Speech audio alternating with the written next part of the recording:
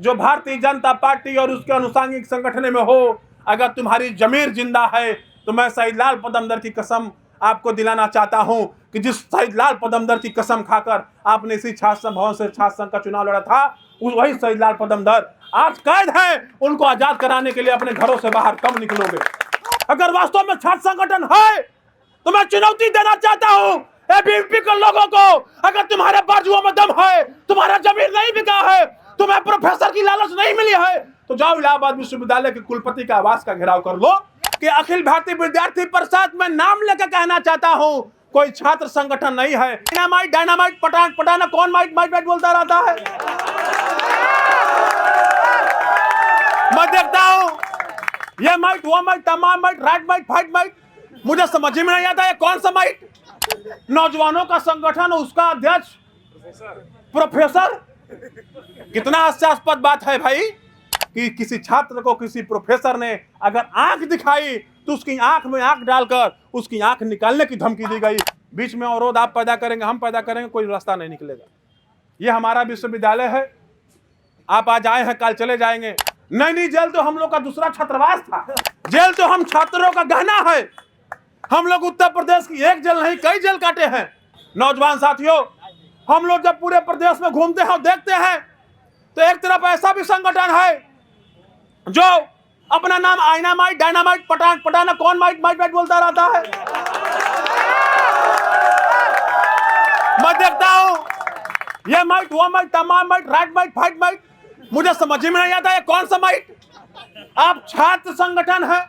अभी मैं देखा खबरों में कि उसका चुनाव हुआ तो एक 60 साल का बुढ़ा उसका राष्ट्रीय अध्यक्ष बन गया। अरे नौजवानों का संगठन, उसका अध्यक्ष प्रोफेसर। कितना हास्यास्पद बात है भाई। कैसे ये लोग छात्र हितों की बात करेंगे? और मुझे शर्म आती है ऐसे भी नेताओं से।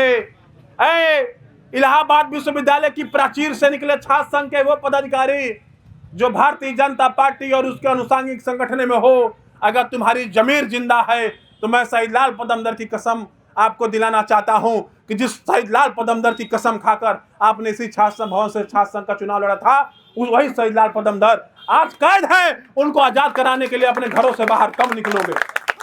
राजनीति में इस तरीके का दोहरा चरित्र मैंने नहीं देखा। एक तरफ छात्र हितों की बात, एक तरफ आप कहेंगे मेरा छात्र संगठन है, आपकी सरकार है, लेकिन उत्तर प्रदेश में छात्र संघ चुनाव नहीं हो गए। इसलिए मैं नौजवानों आप सबसे कहना चाहता हूं कि अखिल भारतीय विद्यार्थी परिषद में नाम लेकर कहना चाहता हूं कोई छात्र संगठन नहीं है।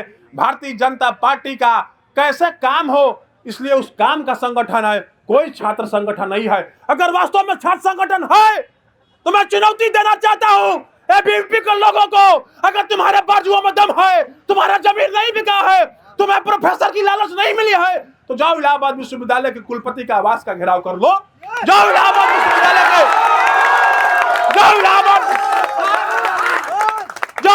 विश्वविद्यालय के कुलपति अपने घर में बैठने में घेराव कर लो। अरे मुझे तो इन नौजवानों पे बाजुओं में ताकत है जो इलाहाबाद विश्वविद्यालय के छात्र भवन के सामने खड़ा होकर अपने जोश और जुनून से कुलपति को ललकार रहा है कि कुलपति छात्र संघ बहाल करो, छात्रवृत्ति दो, छात्र जो फीस बढ़ाई है उसको वापस लो, जो छात्रावासों में अनियमितताएं हैं उसको ठीक करो। आए नौजवानों, मुझे आपके क्रांतिकारी सोच के सामने मैं एक बार नहीं 100 बार शीश झुकाता हूं कि आप लोगों ने ऐसे विपरीत हालात में भी इस सत्ता को सामने चुनौती देने का काम किया है। नौजवानों, मैं आपके हौसले और जोश को सलाम करता हूं। आप जैसे नौजवान, राहुल पटेल जैसे नौजवान, उम्र शादी के इन पर मुकदमे होंगे। ये मुकदमे किस लिए है? ये मुकदमे इसलिए नहीं है कि कहीं से रंगदारी और गुंडा टैक्स वसूलने गए थे। ये मुकदमे इसलिए है कि जब प्रियांशु विद्रोही चाहे आशीष केसरवानी के ऊपर कोई जुर्म और अत्याचार हुआ तो उस आगे खड़ा था कि छात्र के ऊपर अत्याचार नहीं होने देंगे, इसलिए पुलिस ने शायद उनको जेल भेज दिया। जेल तो हम छात्रों का गहना है।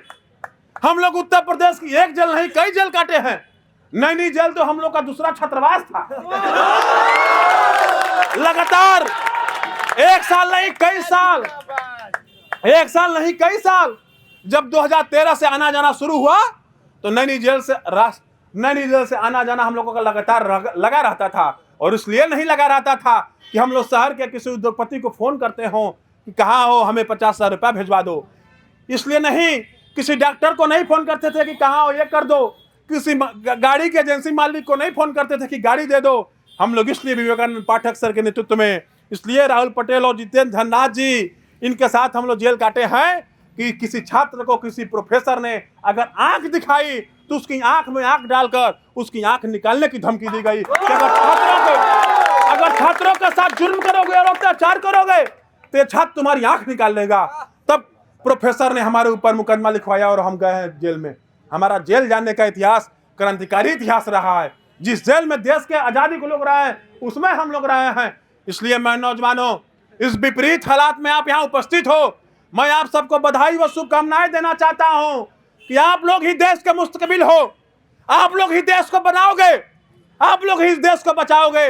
आज देश की राजनीति में, उत्तर प्रदेश की सदन में और देश के सदन में जब छात्र संघ से निकले लोग नहीं रहेंगे तो कौन छात्रों की बात करेगा, कौन छात्रों के हक और हुकूक की बात करेगा। इसलिए मैं आप सबसे, पुलिस के लोगों, हमारी बात को कंप्लीट होने जाने दीजिए। पुलिस के लोगों, मैं आपसे निवेदन करना चाहता हूं कि मेरी बात को कंप्लीट होने जाने दीजिए। बीच में अवरोध आप पैदा करेंगे, हम पैदा करेंगे, कोई रास्ता नहीं निकलेगा। ये हमारा विश्वविद्यालय है, आप आज आए हैं, कल चले जाएंगे, लेकिन हम आजीवन यही रहेंगे, हम कहीं नहीं जाने वाले हैं। और विश्वविद्यालय ने हमें यह अधिकार दिया है कि हम विश्वविद्यालय के आजीवन सदस्य रह सकते हैं।